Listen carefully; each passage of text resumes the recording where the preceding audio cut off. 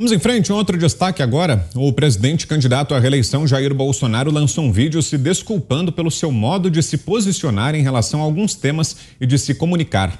A nova peça demonstra um estilo mais moderado que tem sido adotado pelo chefe do executivo em diversas ocasiões. Acompanhe. Essa eleição não se trata apenas de escolher um presidente. Vai muito além. É a escolha entre dois caminhos. O caminho do passado, do crime, da corrupção e da miséria. Ou o Brasil que estamos construindo, de liberdade, respeito e prosperidade. Posso nem sempre usar as palavras certas, mas o que eu desejo é o mesmo que você. Viver com dignidade, andar na rua sem medo, garantir o sustento das nossas famílias e proteger a inocência das nossas crianças. Se as minhas palavras estão te impedindo de fazer a escolha certa, eu, humildemente, te peço perdão. É hora de superar todas as diferenças para proteger o futuro da nossa nação. Quero você junto comigo para continuar a transformação do nosso Brasil.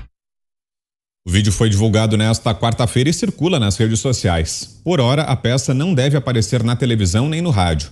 A avaliação é a de que a flexibilização e a moderação no discurso podem atrair votos de indecisos e de eleitores de Simone Tebet e Ciro Gomes. Gostou, Augusto? Aplausos para a iniciativa do presidente Bolsonaro, tá certo. Como dizia o Juscelino Kubitschek, não se deve ter compromisso com o erro. Se ele disse alguma coisa errada, fez alguma errada, ele está pedindo humildemente, repetindo as palavras dele, perdão. O Lula pede, o Lula ameaça quem diz a verdade sobre ele. Então, esta também é uma diferença a considerar na votação do segundo turno. Você, Zé, temos 1 minuto e meio. Olha, o presidente Jair Bolsonaro, ele, ao pedir desculpas, admite erros ali que não são ilegais, né? Ele apenas responde ao respeito que tem, principalmente aos seus eleitores. O presidente Jair Bolsonaro, ele, pronto. Sempre que se discute no Palácio do Planalto a possibilidade de contratação de um especialista em imagem, todos dizem, não adianta, você não vai mudar. E é bom que seja assim. Esse pedido de desculpas fala o que há de melhor do presidente Jair Bolsonaro, que é a espontaneidade. Nós nunca tivemos um presidente que fala tão real, que fala tanta palavra como o povo diz, como todo mundo fala aqui no Brasil. Eu me lembro, Vitor, do ex-presidente do Supremo, Joaquim Barbosa, que numa fala lá, lembraram, ministro, olha as mesuras, e ele reagiu. Mesuras para quê? Para que serviu até agora essas mesuras, essas palavras doces? Para enganar o povo. Essa é a realidade. Mesuras, liturgias do cargo, isso é para enganar o povo. 1 minuto e meio. Olha, com certeza é uma estratégia para reduzir rejeição, né? A gente já comentou algumas vezes que essa eleição, e principalmente esse segundo turno, é basicamente uma guerra de rejeições.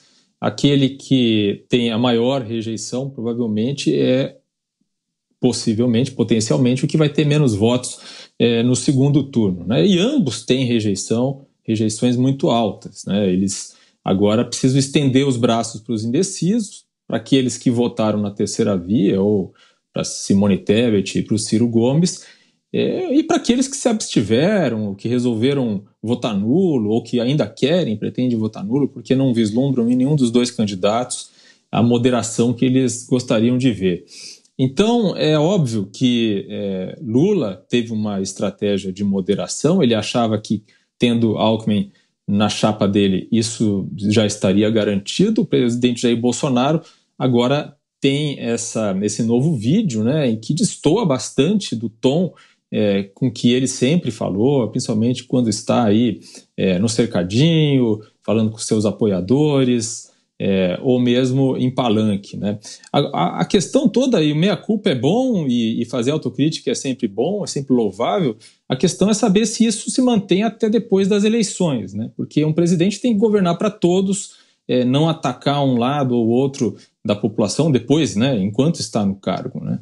E não foi isso que a gente viu durante o governo todo de Jair Bolsonaro, né? Houve momentos em que, quando ele exacerbava, né, o tom do discurso, e as palavras são importantes, principalmente em política, não só as ações, as palavras dizem muito, e depois, quando percebia que isso pegava mal, isso afetava a popularidade, ele baixava o tom e moderava, mas não muito depois acabava voltando ao que era antes. Então a questão é se é só discurso de campanha ou se realmente é uma autocrítica que veio para ficar. 1 minuto e meio para você também, Ana. Vitor, lembrando que o Lula disse numa entrevista para o The Economist que o PT estava cansado de pedir perdão, né, por corrupção, mas a própria revista desmentiu e disse que eles nunca pediram perdão.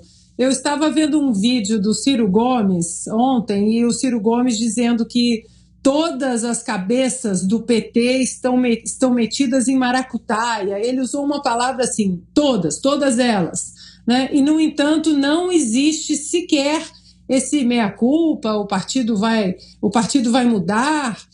Claro que palavras podem ferir alguns sentimentos, mas na política o que vale são as ações, né? As ações, o problema é quando as ações ferem o futuro de uma nação, o futuro das pessoas, o presente da população, e aí basta comparar. É só comparar as ações do governo petista com o governo do presidente Bolsonaro. Esqueçam a retórica, as palavras, o jeito que eles falam.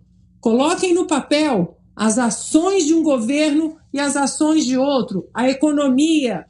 Lembrando que a administração do presidente Bolsonaro passou por uma crise global dentro de uma pandemia e mesmo assim conseguiu sair bravamente com números impressionantes, né? Aqui nos Estados Unidos, Vitor, muita gente, inclusive alguns democratas moderados, os independentes então nem se falam, eles andam usando uma camisa assim, I miss the mean tweets, eu tenho saudade dos tweets mal criados.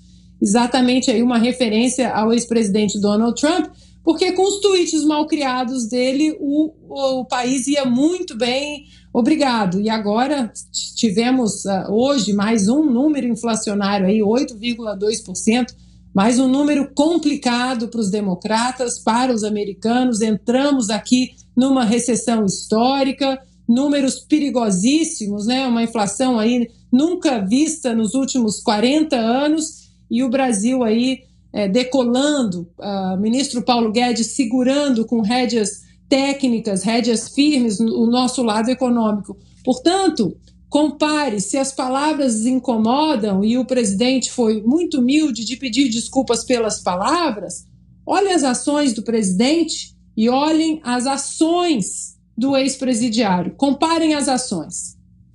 Você, Fiuza, 1 minuto e meio. Eu me comovo com a polidez, eu me comovo com a sofisticação, com a urbanidade, com os bons modos. Comovente.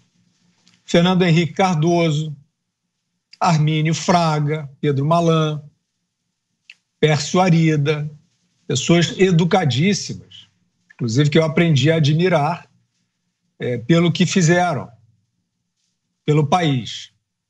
Estão todos com essa mesma elegância, apoiando o Lula, que eu não vou nem ressaltar o aspecto de ser o ladrão que não é ladrão, né?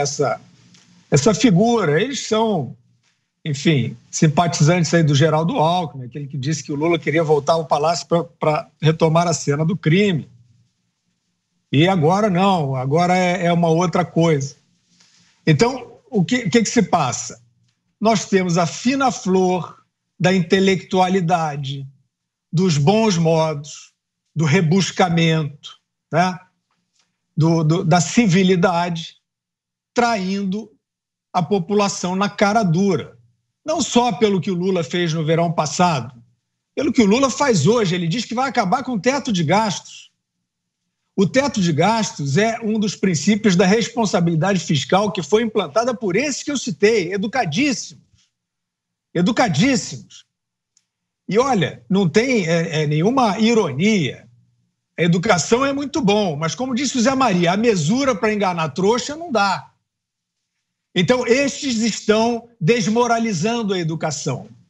Estes estão desmoralizando os bons modos. Estes estão agindo de uma maneira cínica para apoiar aquele que contraria tudo o que fizeram e acreditaram por propósitos que a gente não sabe quais são, talvez nunca saiba, mas que não são propósitos de espírito público, a não ser que tenha alguma informação muito importante que não tenha aparecido ainda. E aí, diante da desmoralização da civilidade, aparece o homem rude. Aparece o homem rude com palavras fortes, de saco cheio, dizendo o que esses educadinhos estão evitando dizer por trás das suas mesuras e dos seus bons modos.